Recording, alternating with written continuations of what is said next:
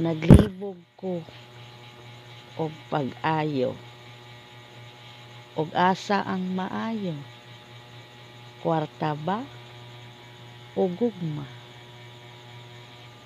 Sa kwarta do na usab gugma, kay sa kwarta og imuhang hinigugma mahatag mo tanan ang gipangayo niya. Sa gugma, dili mo mahatag ang gusto niya tungod kulang ka sa kwarta, mabiyaan ka. Sa kwarta, adunahan ta sa amiga, ilhon ta sa atong kaila, labi na sa atong mga pamilya. Sa gugma, mausab ang batasan nila, labi na wala kay kwarta, pugos ra ilang pagtagad sa imo. Sa kwarta, mausab imong hitsura, pero ang batasan hastang prayda.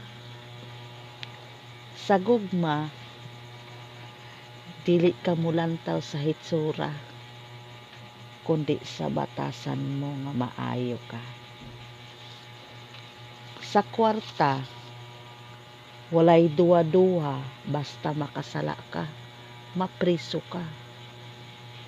Pero sa gugma, gipasaylo ka.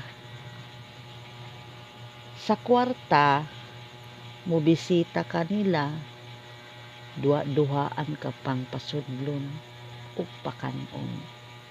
Pero sa gugma, atubangon kadayon nila. Sa kwarta, basta apam imong pamanhon, salot sila dayon. Pero sa gugma, bisaya ka man og naong, ilaha kang tamayon. Sa kwarta, magtiayon sosyalon, naapay mga anak pilingon. Sa gugma, bisag nilugaw ra ang saluhan, importante malipayon. Pusa, naglibog ko og asa ang maayo, mahimo bang duha ang akoon ko? Kay sa kwarta, walay imposible basta dato ka. Pero sa gugma, malipayon ka, maunang ingon nila, bisag saging ray kinaon, basta labing. Unsa gyud ba? Asa ang maayo? Kamo ko no?